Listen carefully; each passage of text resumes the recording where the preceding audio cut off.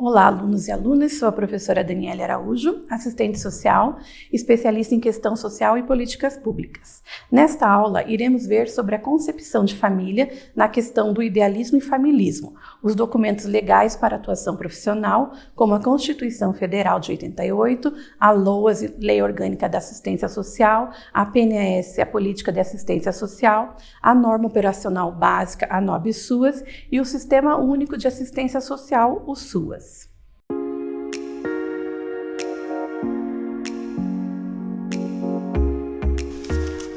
Fundamentos e metodologias do trabalho com famílias.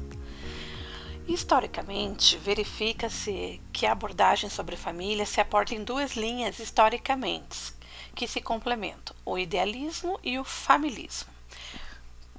Pelo idealismo, abordagem sobre as famílias no campo interventivo das políticas sociais, e esse mesmo foi propulsor de uma nova abordagem que descende das formas institucionais de atuação junto à família. Ela vem nos anos 60, em especial sobre a responsabilização quando isolada e autônoma. As famílias, para corresponder às expectativas sociais e dar as respostas aos dilemas e infortúnios determinados pela estrutura social, política e econômica em que estavam na realidade, a ação e a omissão do Estado vinha com variadas expressões da questão social, que fragilizavam os laços e colocavam em risco a convivência das pessoas que compõem a família da classe trabalhadora. Então, o que ele vem dizer? Que no tempo do idealismo veio a situação de que a classe trabalhadora não tinha a condição concreta, um salário digno para trabalhar, para poder sustentar a família. E com isso veio as relações das expressões da questão social. Então, no campo da idealização, a família ela era a reprodutora de sentimentos, como diz Zimanski. Além disso, o mundo familiar é palco de múltiplas interpretações e produz teorias ambíguas e incompletas que descrevem aquele mundo particular. Exemplos de tais generalizações: mulheres são, homens são, filhos devem, só existe amor se houver concordância, ou se o afeto é demonstrado de tal outra maneira, ou se sempre for boazinha, concedendo sempre. O casamento então sempre são situações que ele vem trazer, que ela reproduz sentimentos à família. Ela é vista como uma instância em que deve proporcionar a proteção de seus membros. Então, no familismo, ele vem dizer isso, que a família ela é protetora, ela tem que produzir um meio de cuidar dos seus membros. Assim, daí os serviços sociais, públicos e estatais, eles serão prestadores na medida em que elas não conseguiam suprir suas necessidades. Então, ele vem o quê? Ele vem suprir ali, se a família precisa de uma ação interventiva. As políticas públicas e sociais, elas estão para isso, para verificar qual é a situação, para que venha poder intervir na situação da família, para que ela possa ser protegida, porque nesse momento a família ela não é protegida pelo Estado, ela não era vista pelo Estado. Então, as políticas sociais ela vem para a proteção e para responsabilizar. Os serviços ofertados eles são paliativos, eles são de poucos em poucos, eles não vêm num modo geral complexo. Então, assim, ele ainda afirma que o familismo, na perspectiva familista, ela compreende a família como um espaço natural de proteção e que deve ser devem cuidar dos seus membros. Então, como a gente disse, né, é a proteção. As mulheres são caracterizadas como os membros importantes e fundamentais nesse contexto de família, visto que ser a maioria das famílias elas são chefiadas por mulheres. Tanto como a gente já deu exemplos em outras aulas, que os programas sempre de transferência de renda ou programas estaduais, municipais ou estaduais, elas estão voltadas para as mulheres, porque elas são as provedoras atualmente, em sua maioria da brasileira, enfim, são as mulheres provedoras de família. E elas são os membros importantes e fundamentais no contexto de família, quando se coloca, né? Então, na atualidade, ou mesmo devido à perpetuação ainda, o patriarquismo ele é forte, mas quem chefia são as mulheres. Então, para a proteção social, embasada no familismo, as mulheres serão as responsáveis pelos cuidados, bem como estar junto à família e ser as protagonistas desse sucesso ou não da família. Então, se a família continuar na mesma situação, a mulher ela sempre é responsabilizada, porque ela é a protagonista da família. Se a família deu bem, a mulher também vai ser responsabilizada, porque ela é a protagonista. Nas suas mais diversas configurações, as famílias elas constituem-se como um espaço complexo, onde é construído e reconstruído historicamente e cotidianamente. Então, no cotidiano, ela vem se transformando através das relações e negociações que estabelece entre seus membros e as suas esferas na sociedade, entre ela e as esferas da sociedade. Então, assim, os membros, a pessoa, o responsável familiar, a sociedade, os membros, todos se relacionam diretamente, como o Estado, o trabalho, o mercado, associação, movimentos sociais. Então, na contemporaneidade, encontra-se novos critérios para definir a família. Então, hoje em dia, o responsável familiar é o pai, a mãe, o tio, a tia. Quais as novas configurações? Pode ser consanguíneo, afetivo, solidariedade. Então, família hoje em dia é vista de diversas formas. Como é visto na Constituição as famílias, né? Então, o direito de família ele foi um ramo jurídico que mais sofreu mudança nas últimas décadas. O próprio conceito de família, como a gente já tem falado, ele tem constante alterações, e conforme será exposto agora, nós vamos dizer, na Constituição Federal, no seu artigo 226, o que ele diz de família. Então, no artigo ali, ele vai dizer que a família é a base da sociedade e tem especial proteção do Estado. E o que ele diz no artigo? No inciso 1, o casamento é civil, ele é gratuito a celebração. O casamento religioso tem efeito civil nos termos da lei. No inciso 3, para o efeito de proteção do Estado, é reconhecida a união estável entre o homem e a mulher com uma entidade familiar, devendo a lei facilitar sua conversão em casamento. Então, se eles moram junto há muito tempo, fazer essa conversão. Entende-se também como uma entidade familiar a comunidade formada por qualquer dos pais e seus descendentes, como a gente já viu, as configurações de família. Os direitos e deveres referentes à sociedade conjugal são exercidos igualmente tanto pelo homem como pela mulher. O casamento civil pode ser dissolvido pelo divórcio, que foi uma emenda parlamentar em 2010, né? Porque antes existia o desquite. Depois do desquite, para ter a certeza, haveria o divórcio. Agora não, agora ele já pode ser feito o divórcio direto. Fundado nos princípios da dignidade da pessoa humana e da paternidade responsável. Então, assim, se tem filhos, a paternidade é responsável. O planejamento familiar é livre e da decisão do casal. Então, não é que nem na China que é imposto a quantidade de filhos. Então, ali, a união da família pelo casamento ou não, pelos laços ali, que tem o planejamento familiar, é de livre e decisão do casal, competindo ao Estado propiciar recursos educacionais e científicos para o exercício desse direito. Vedada, proibido qualquer forma coercitiva por parte de instituições oficiais privadas. Então, o Estado ele tem que prover, se o casal tem um planejamento familiar que é livre, eles querem ter filhos, o Estado vai ter que prover estudo para essas crianças, futuros adolescentes, e fundada nos princípios da dignidade da pessoa humana, né, a paternidade tem que ser responsável. O Estado assegurar à família assistência na pessoa de cada um dos que integram, criando mecanismo para coibir a violência no âmbito de suas relações. Então, o Estado ele tem que criar assistência à família para que ela tenha cuidado.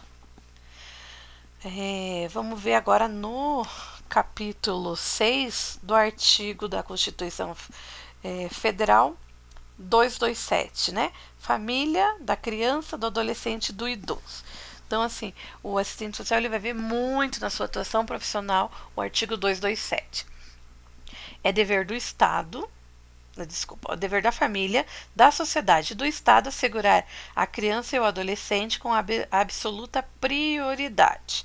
O direito à vida, à saúde, à alimentação, à educação, ao lazer, à profissionalização, à cultura, à dignidade, ao respeito, à liberdade, à convivência familiar e comunitária, além de colocá-los a salvo de qualquer forma de negligência, discriminação, exploração, violência, crueldade e opressão.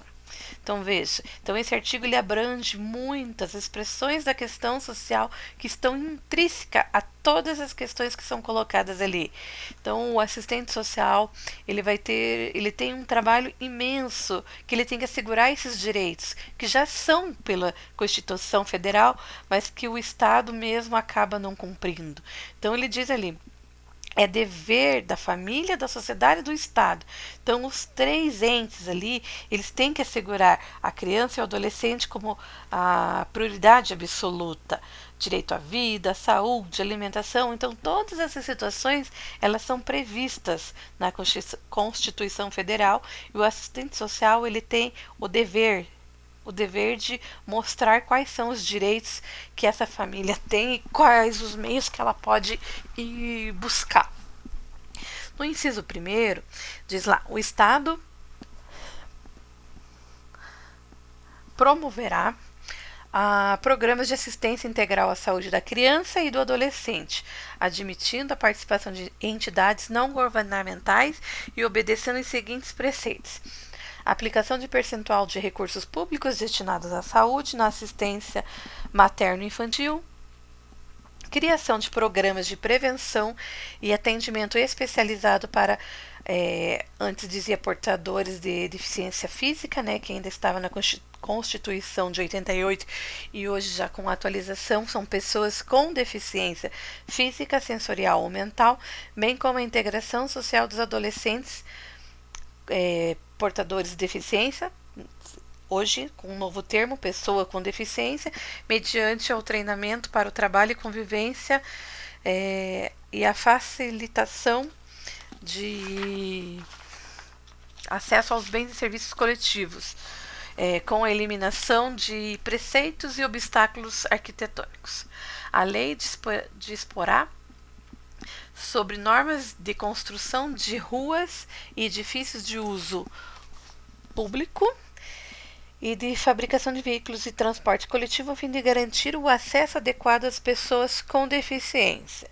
Então, ele já está na Constituição e para isso teve o Estatuto da Pessoa com Deficiência para reforçar quais são os direitos das pessoas com deficiência.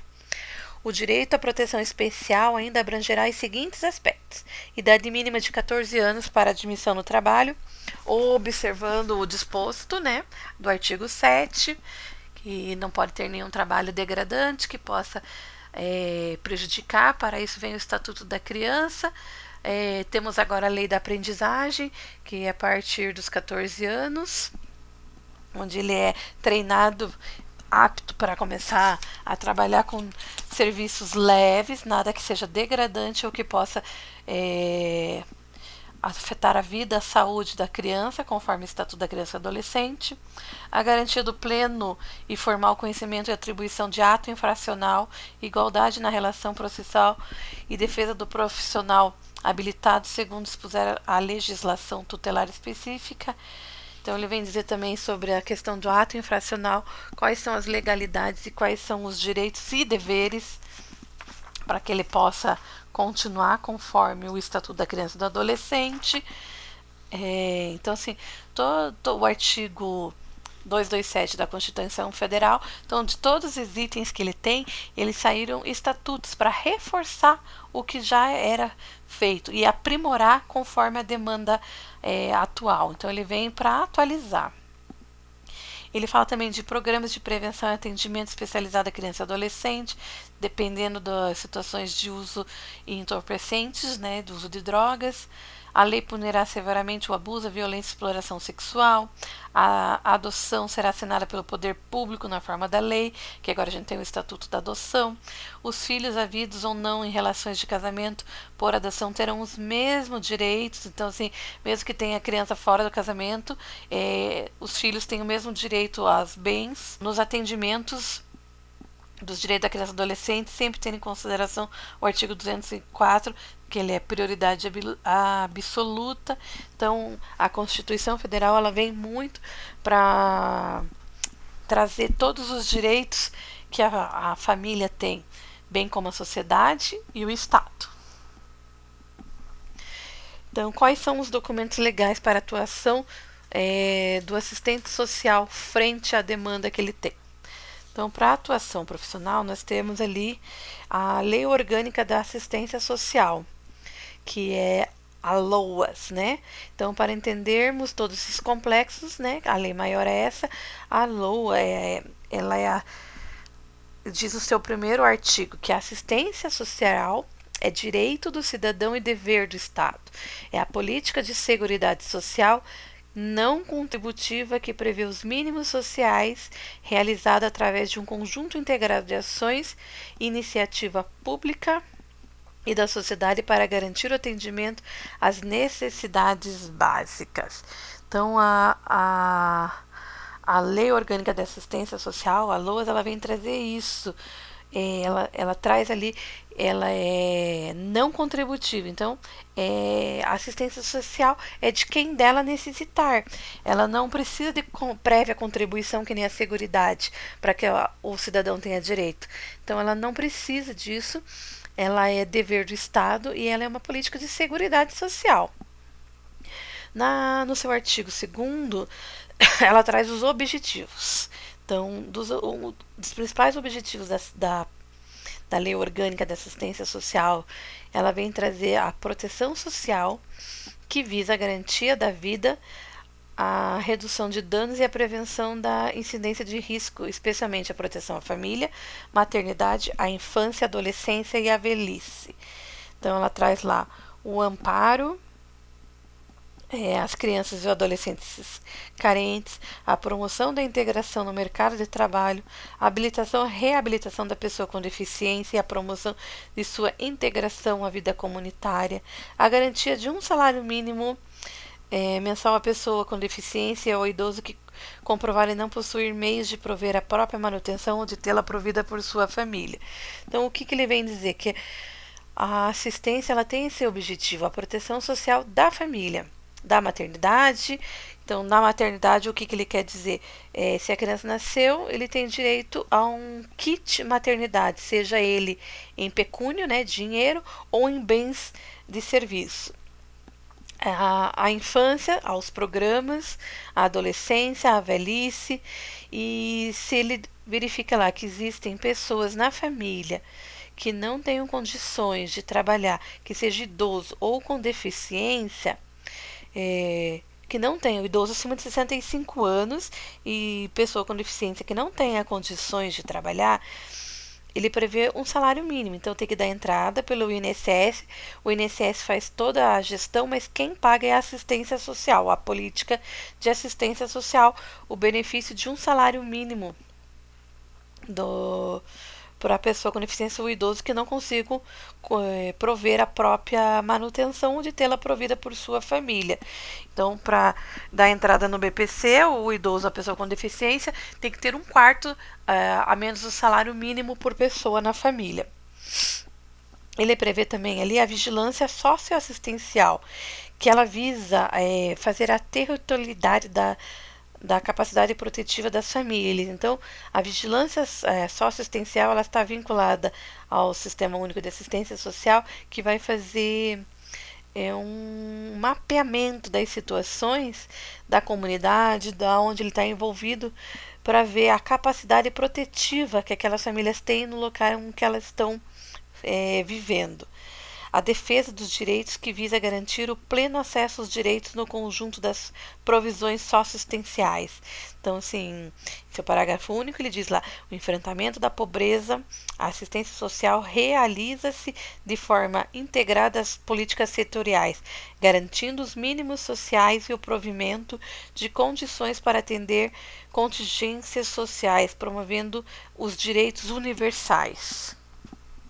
Então, ele vai dizer essa situação também ali, a Lei Orgânica de Assistência Social, que para enfrentamento da pobreza, a política de assistência social talvez não dê conta sozinha. Então, ela precisa das políticas setoriais que trabalhem juntos para promover essas condições e atender essas contingências sociais, né?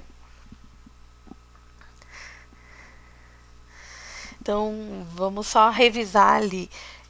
A assistência social, ela tem o tripé dela da Seguridade Social. E qual é o tripé da Seguridade Social?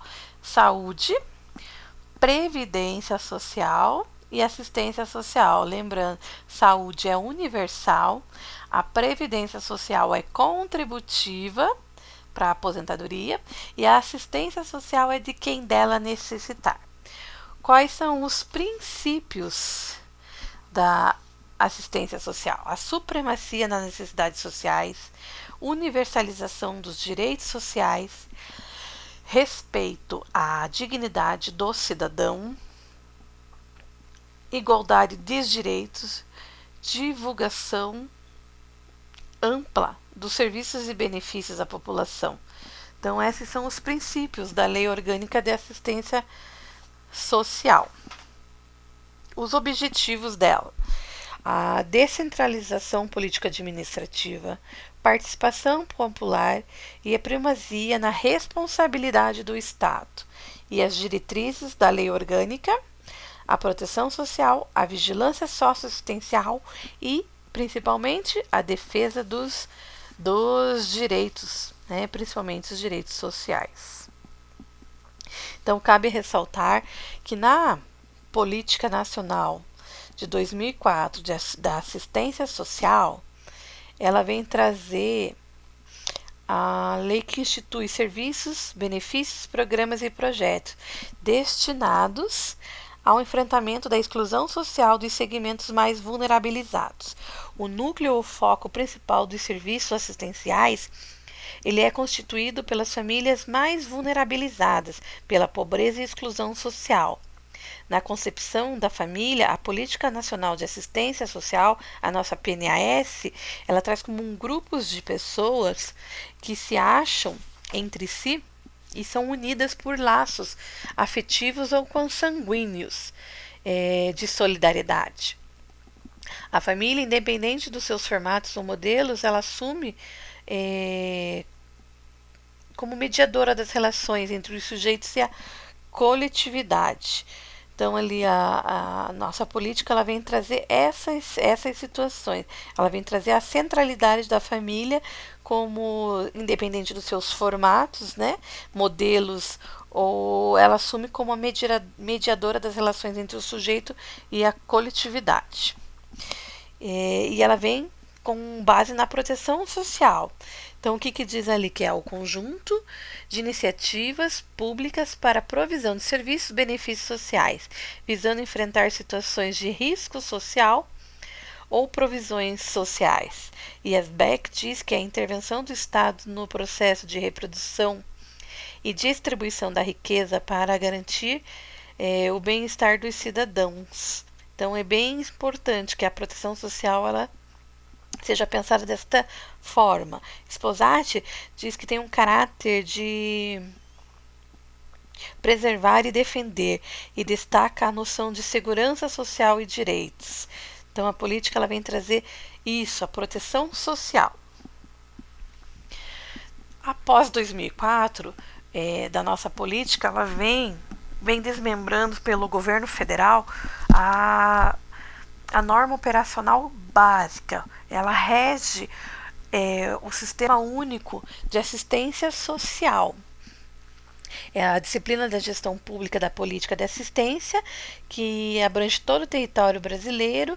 Ela é exigida de forma sistêmica pelos entes federativos, em consonância com a Constituição de 88, a Lei Orgânica de Assistência de 93, que a gente viu, e ela traz um texto que destaca a área de atuação da sociedade brasileira num todo. E dela vem o Sistema Único de Assistência Social, que foi sancionada em 2011, que ela teve uma nova leitura, né? Ela foi feita logo após nossa PNS em 2005 e 2011 ela teve essa revisão. Ela vem trazer o sistema descentralizado e participativo, com o propósito de superar a fragmentação e a sobreposição de ações governamentais e não governamentais, sem perder de vista as diversidades e peculiaridades regionais, territoriais e da população que neles habitam. Então ela vai ver no Brasil todo como que é cada região, como é que é cada território e como que será implantado esse sistema. Então em 2005 ele foi colocado, em 2011 teve essa sanção, que teve uma nova revisão dela. Então ela está presente em todo o Brasil, e o objetivo é garantir a proteção social aos cidadãos, aos indivíduos, à família, à comunidade, ao enfrentamento de suas dificuldades por meio de serviços, programas, projetos sociais. Então o SUAS, ele está ali na proteção social, na vigilância e na defesa dos direitos. A vigilância ela vem para tirar a situação territorial e fazer uma leitura total. Ele vem abranger ali. A proteção, ela não é contributiva, ela não tem nenhum valor para contribuir. A situação é descentralizada e participativa. Então, a população, por meio de sua participação, faz a política de assistência social também. O serviço social e o trabalho com famílias. Então, o serviço social, como uma profissão investigativa e interventiva, ele deve entender e interpretar a família numa análise de totalidade. A família, a sociedade, as várias mediações que permeiam essa instituição, tomando-as não como um mero objeto de intervenção, mas sim pautada nas atuações das legislações. Ela vê a família como um sujeito social e político. Quais atuações, quais as ações, quais as programações, quais os serviços que eu tenho para ofertar, para atender essa família. Compreender que a família ela não se reflete nas mudanças societárias, que a família possui uma história a ser desvelada, a ser interpretada. Então, nesse sentido, não organizar o trabalho profissional numa relação indivíduo-problema e culpabilizar a família pela situação em que ela se encontra. E sim fazer uma análise de conjuntura do meio, da relação, de como ela se encontra, o porquê que ela está naquela situação. Fazer um estudo daquela situação familiar e comunitária. Então a gente tem que lembrar sempre que a família está inserida em várias situações, que ela não é só ela por ela. Considerando o convívio em que ela está, social e comunitário. Ter uma visão mais ampla, aonde estão as expressões da questão social e o que ela envolve nessa família para ter essa situação e o que pode ser feito, né? Ver a situação do modelo econômico atual, da política atual, como que as políticas de transferência de renda estão sendo suficientes para atender essa família, quais são as necessidades dessa família, para que não haja uma visão estereotipada da família, que ela seja o problema, e sim que a gente tenha soluções para resolver os problemas que elas vêm trazer para nós, né? Prevalecendo as propostas da família numa centralidade. Então a família é o centro, não é o indivíduo, é a família. E quais são as suas ações, o que a gente precisa atuar para que ela melhore. Então, segundo Mioto, ao abordar a atenção às famílias, existem dois eixos paradigmáticos que direcionam as ações profissionais, sendo eles a da normatividade e estabilidade e o eixo de conflito e transformação. Então, o primeiro está relacionado aos modelos clássicos de intervenção profissional e o segundo, ele vem orientar as medidas socioeducativas que visam a defesa de direito e construção da cidadania. Então, o serviço social ele possui um referencial teórico para trabalhar com essas famílias que se encontram em vulnerabilidade. Então, para tanto, é necessário que ele venha trazer essas situações, criando e modificando novas formas de atuação. Ele pensar que existem programas de assistência às famílias e ir além daquela situação, não ficar só no imediatismo, ficar só ali, pensar no conflito e na transformação e na normatividade e na estabilidade. Então, o que relaciona o modelo clássico da intervenção e o que as medidas socioeducativas visam trazer para essa nova ação, para essa nova atuação. Ainda há na profissão um caráter de funcionalidade que permeia na história da profissão, mas em contraponto há também um desafio colocado à categoria de enfrentamento dessas situações, dessa busca de atuação norteadora por perspectivas críticas e por um trabalho que seja qualificado, principalmente no que tange a atuação junto às famílias. Então, o profissional ele precisa se qualificar, ele precisa estar sempre inteirado das situações para poder trabalhar a família como um todo. Assim, pode-se verificar que a intervenção do serviço social se direciona tanto para as condições materiais e sociais na população, quanto uma dimensão que vai além destes, pois incidem no campo do conhecimento, dos valores, dos comportamentos, da cultura produzida para a vida do sujeito. Então a gente tem que pensar muito na atuação profissional, como que ela vai ser, como que ela vai se dar para a criança, para o adolescente, para o idoso, para a pessoa com deficiência. Então, para a gente poder trabalhar com isso, a gente traz aqui algumas leituras importantes, né, para a atuação profissional. Quais são os meios, quais são os documentos que podem auxiliar para que o profissional consiga trabalhar. Então, em 7 de dezembro, que foi o aniversário da LOAS em 2004, o Cefes-Cres, o nosso Conselho Federal, ele trouxe ali sobre a política de assistência social, sobre a LOAS, sobre a Lei Orgânica de Assistência Social no Brasil, como que se trata e conta o trabalho profissional dos assistentes sociais no Brasil. Essa política no registro dos seus avanços de 2004 com a PNS e o sistema de assistência social que foi feito em 2005. Com base na LOAS, né, de 93, que regulamentou a assistência social como um direito do cidadão e um dever do Estado. A lei foi fruto de um intenso processo de debates, pressão e negociação política no Congresso, no governo federal, e ela completou, né, 28 anos em 7 de dezembro. Então a gente tem que pensar como que é a atuação do assistente social. Então essa leitura é bem importante, baixe lá do site do Cefes-Cres, que ele é bem interessante, ele vai trazer como que foi a luta, como que foi promulgado a nossa Lei Orgânica de Assistência Social. Outro documento importante é o Trabalhar na Assistência Social em Defesa dos Direitos da Seguridade Social, também feita pelo Cefes-Cres. Então, ele traz ali parâmetros que balizam a defesa da assistência social como política de seguridade social, entendendo que a última deve incluir todos os direitos sociais previstos no artigo 6 da Constituição: educação, saúde, trabalho, moradia, lazer, segurança, previdência, assistência social, de modo a conformar um amplo sistema de proteção social que possa garantir mudanças afetivas nas perversas condições da vida da classe trabalhadora. Então ele vai trazer ali os direitos da população em relação à seguridade social.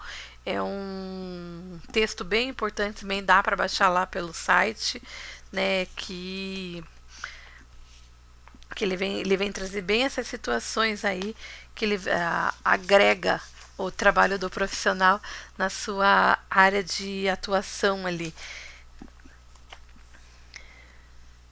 Um outro documento importante são as notas técnicas, né? Então o conjunto ele traz ali o trabalho dos assistentes sociais na implementação dos benefícios eventuais no âmbito do Sistema Único de Assistência Social. Então, existe um número significativo de questionamentos ao Cefes sobre o trabalho realizado por assistentes sociais na concessão de benefícios eventuais. Então, essa nota técnica ela vem orientar, vem trazer como que é a questão da liberação de benefícios eventuais pelo profissional de assistência social. Ela foi feita agora recente, 2020, então dá para baixar também. Dá para tirar dúvidas de como que a gente vai liberar o benefício na assistência social, o auxílio funeral, o auxílio natalidade, o auxílio transporte, o auxílio alimentação. Ele traz discussões bem importantes para a atuação profissional. Outro documento importante que a gente precisa estar pautado para a nossa atuação profissional, ele diz ali sobre as práticas terapêuticas no âmbito do serviço social. Então ele vai trazer subsídios para aprofundamento do estudo. O documento ele resulta de uma análise que foi feita pela COF, a Comissão de Orientação e Fiscalização, de 2008 a 2011, em cumprimento ao Plano Nacional de Fiscalização. Mais específico na ação de aprofundar o debate e construir uma política pública com base em fundamentos teóricos e jurídicos sobre as práticas terapêuticas no âmbito do serviço social. O resultado desse estudo ele faz uma proposta de normatização e será deliberado no encontro nacional e da ação fiscalizadora, defender e fortalecer e publicizar a profissão. Então ele é bem importante trazer essa situação de quais são as práticas, porque o assistente social ele não pode fazer práticas terapêuticas, né? Então como que é, como que se dá, como que vai. Então ele vai trazer a atuação profissional frente a essas demandas. Então, assim, a gente traz ali algumas referências que são bem importantes o profissional estar atento para a atuação dele. Sobre a Política Nacional de Assistência Social, que a gente falou agora, que foi em 2004, a Lei Orgânica de Assistência Social de 93, o Sistema Único de Assistência Social, ele é de 2005, mas foi revisto em 2011, teve um relançamento.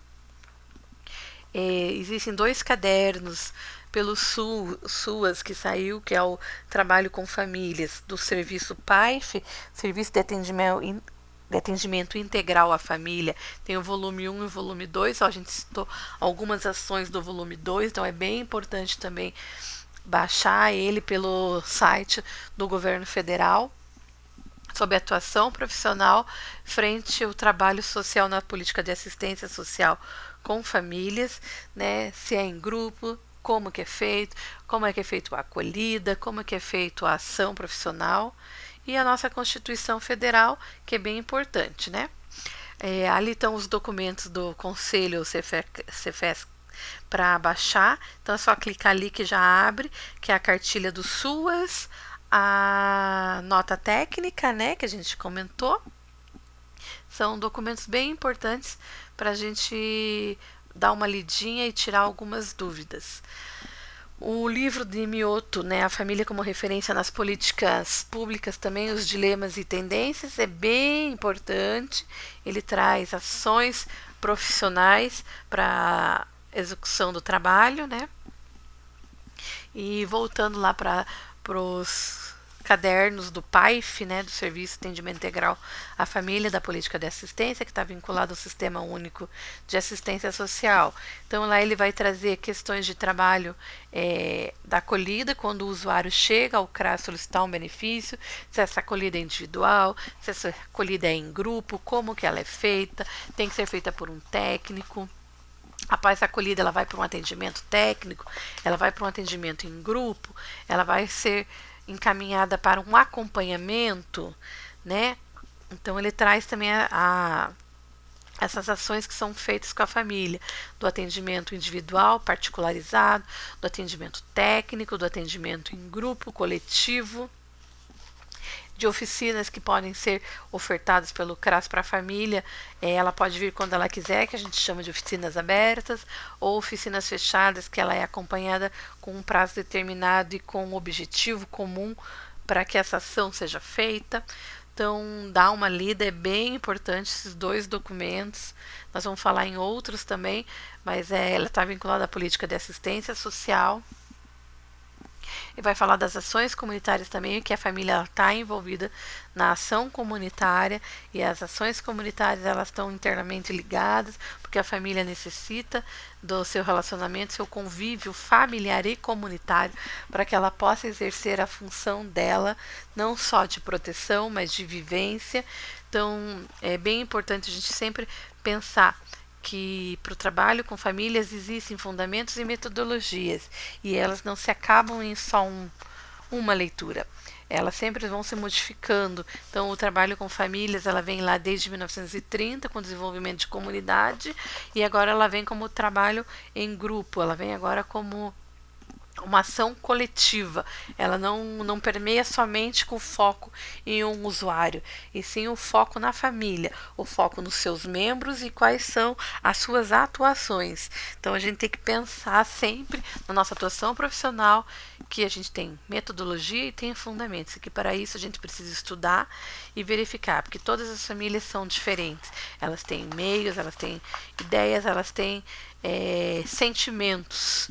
E para a gente trabalhar isso, a gente tem que pensar no nosso código de ética também, porque a atuação profissional ela tem o sigilo, e trabalhar em grupo requer um cuidado especial com a família e o nosso sigilo profissional, porque qualquer ação ou conduta ela pode ser sim levada ao nosso conselho, e a gente pode ter uma advertência, uma questão ética muito grave. Então, o profissional ele tem que ser dotado de conhecimento e ter vontade de aprender constantemente. Porque a ação profissional ela não para só no atendimento pontual, ela vai ao longo. E quem trabalha diretamente com as famílias, não é uma família que atende, são várias famílias. E cada família tem a sua peculiaridade, tem a sua situação, tem o seu membro, tem as suas ações, tem as questões ali da família realizado em situações pontuais e abrangentes, podendo ter violência contra a criança, adolescente, a mulher, o idoso, a pessoa com deficiência, quais os caminhos e encaminhamentos que devem seguir. Ali pode ter uma situação de abandono, de negligência, de fome, de miserabilidade. Então, a gente tem que, além de sempre estar ali dotado da informação e verificar as expressões da questão social e quais são as políticas que a gente pode encaminhar e que a gente pode trazer junto para que essa família se desenvolva e tenha situações diferentes. Alunos e alunas, chegamos ao fim desta aula, onde aprendemos sobre o idealismo e o familismo. Estudamos os principais documentos legais para a atuação profissional, bem como o trabalho com famílias, os marcos legais para a atuação profissional, a fim de refletirmos sobre o trabalho social e o serviço social.